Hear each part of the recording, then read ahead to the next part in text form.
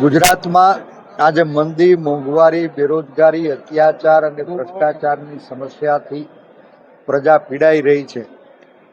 દારૂ વેચનારા ખુલ્લા ફરે છે અને એનો વિરોધ કરનારાને જેલમાં પૂરવામાં આવી રહ્યા છે.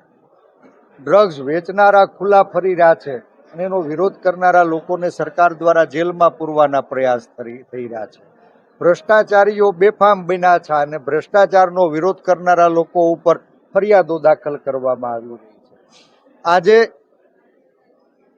જ્યારે રક્ષક જ ભક્ષક બને એવી સ્થિતિ વચ્ચે પ્રજા પોતાની જાતને નિસહાય મહેસૂસ કરી રહી છે, ત્યારે અમરેલી જિલ્લા યુવક કોંગ્રેસ દ્વારા પ્રદેશ યુવક કોંગ્રેસના માર્ગદર્શન તળે તાલુકા અને શહેર સમિતિના નવનિયુક્ત પદાધિકારીઓ નો સન્માન સમારોહનું આયોજન કરવામાં આવ્યું હતું. મને સંપૂર્ણ વિશ્વાસ છે કે યુવાનો જ જે હવા સાથે ટકરાઈ શકે, પથ્થર સાથે ટકરાઈ શકે, તુફાન સામે ટકરાઈ શકે, એને જ યુવાન કહી શકાય. આ યુવાનો એ સામાન્ય માણસો, પીડિત માણસો, વંચિત માણસોનો અવાજ બનશે. સામાજિક કાર્યકર્તા તરીકે એના સુખ દુઃખના ભાગીદાર બની અને સરકાર પ્રેરિત પીડામાંથી મુક્તિ અપાવવા માટે સંગઠન ખૂબ મજબૂત બને એવી સૌ અમે પ્રદેશના આગેવાનોએ, જિલ્લાના આગેવાનોએ શુભેચ્છા પાઠવી.